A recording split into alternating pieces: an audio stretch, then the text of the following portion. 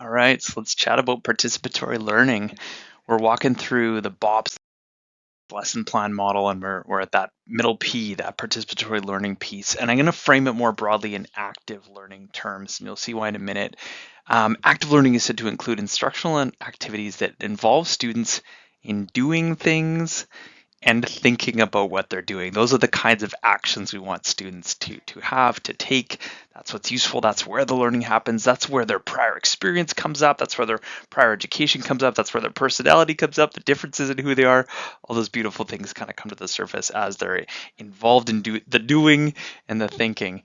An old teaching mentor of mine, as I was doing some of my education myself, said it this way. Sandra Davie said, the students should be working harder than you are, right? You as the instructor, often in the front of the room, traditionally in the front of the room, the students should be working harder than you are. That's the learning process. That's where the learning happens, right? Where they're thinking and they're active.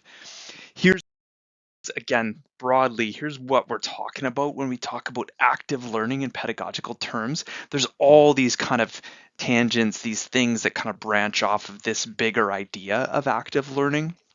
So when at CNC you hear about work integrated learning or experiential learning, we're talking about um, types of learning experiences where the students are not only experiencing something, they're also reflecting on thinking about what they're doing, what's happening. Work integrated learning, kind of a subset of experiential learning where there's an external partner involved. So in our shop classes, you may do experiential learning where they're building a housing project, but unless there's like some other company associated, it's only experiential learning. If there's another company, it's then work integrated learning, right? You're working for a client, a contractor, you know, on site on a project. Those are two flavors of active learning. Team-based and case-based learning are some kind of specific pedagogies that are, again, different flavors of active learning, more traditionally incorporated into the classroom, whereas experiential learning or work integrated may be outside the traditional classroom. Labs can even be incorporating those kinds of things, simulations, clinical variations on those themes. Here are some ways to think about the action, right? We said a moment ago, students should be working harder than you are. They should be doing, they should be thinking.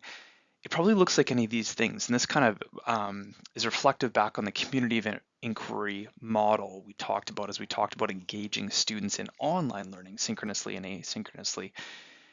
In active learning terms, these are the kinds of actions students are taking, right? They're either engaging with the instructor in discussion, in dialogue, and answering questions in, um, more than just kind of following along. There might be prompts the instructor's giving, and students are then kind of working through them a little bit. That probably kind of falls into learner action as well, but the back and forth, the exchange between a learner and instructor is one form of active learning.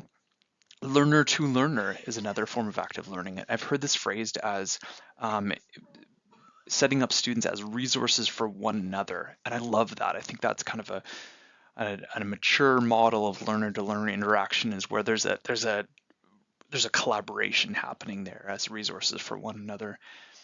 Learner action, again, maybe anything the learner is doing, right? They're having to mind map, they're having to model, they're maybe just having to kind of fill in blanks, or maybe they're having to synthesize and apply what they've learned, as has been discussed in so many of the great lesson examples you've seen and we've discussed in the course so far. Or even learner reflection. And again, this course largely based on experiential learning as one active learning model. You are constantly reflecting. You're reflecting on your goals. You're reflecting on your experience and sharing your experience. You're reflecting with me in a one-on-one after a mini lesson to talk about what's happening, what's working, so that this instructional skills workshop we're using as the basis for this discussion today is rich with active learning, and it uses all these types of things. I hope that works as a setup. I just want to go back. Oh, no, we'll go ahead.